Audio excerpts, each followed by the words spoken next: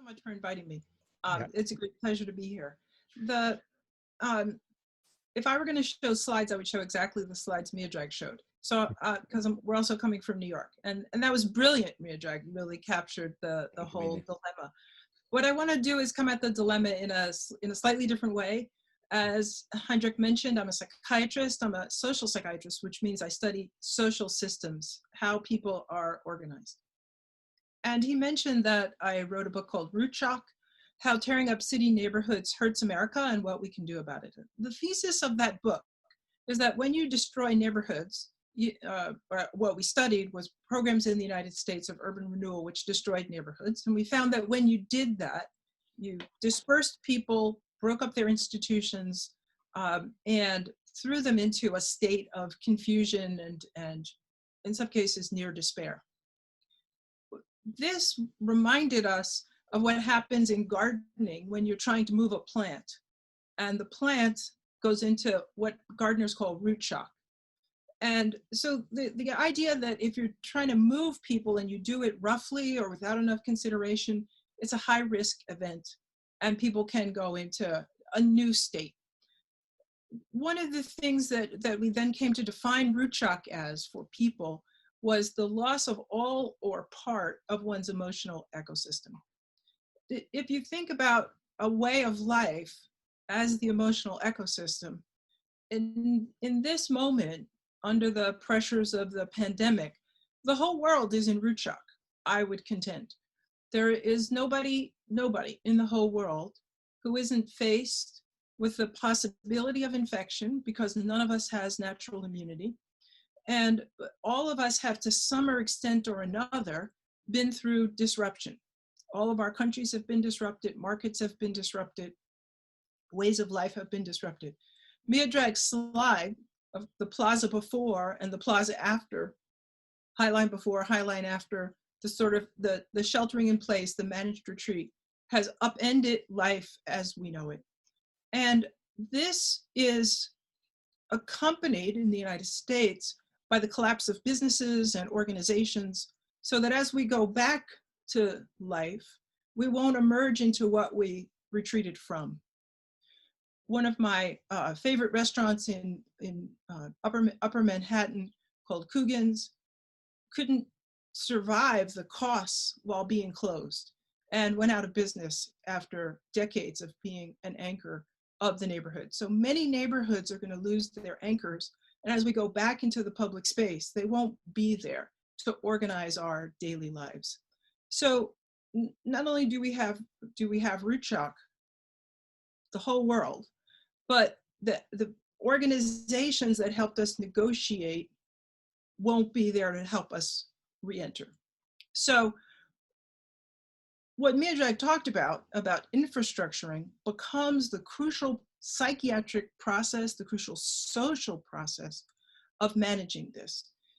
The United States, and certainly in New York, expects a mental health crisis of anxiety, depression, post-traumatic stress disorder, grief.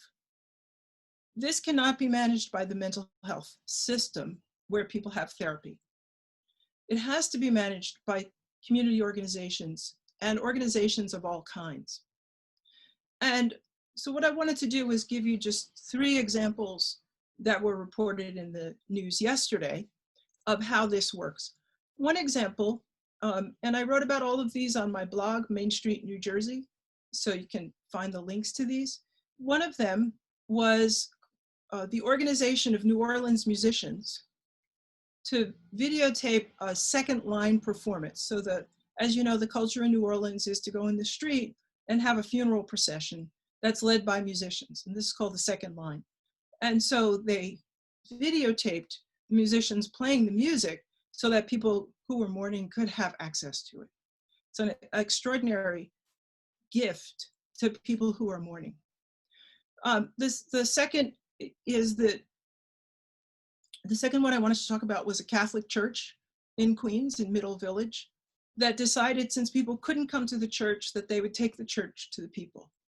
And so a small procession led by the priest of the Catholic Church goes walking around the neighborhood, and people come out with small tables and they create altars so the priest can stop at each house and the parishioners wear masks and the priest wears a mask, and the table separates them, and the table is the altar, and they can have prayers together. So the priest circulates there. And the third is, this is a pandemic in the United States, and I think elsewhere in the world, that's all about disparities, certainly the topic for today, falling very heavily on the poor across the board. And so one of the organizations in the forefront of addressing that is the Poor People's Campaign. And the Poor People's Campaign has called on artists to make posters with a set of slogans: stay inside, stay alive, organize, don't believe the lies. And so they are sending out these posters, putting them on their website and sharing them to lift people's spirits. So this is infrastructuring. And the thing that needs to also happen is the bringing together of the pieces. So to the extent that the Catholic Church and the New Orleans musicians and the Poor People's Campaign can also join together, they will be able to manage the distress of the population. Absent that, the distress of the population will be so great that we can fear terrible kinds of civic conflict, hatred, discrimination. For example, discrimination against Asians, doctors, nurses, and people in the street has gone up tremendously because the President of the United States has blamed the virus as a Chinese virus and has triggered prejudice and discrimination. So I would like to just say that Miedrag's infrastructuring is the key if we're going to have any kind of hope for a peaceful reentry into life, given the extent and the pain of the root shock that the world is going through. Thank you for your attention.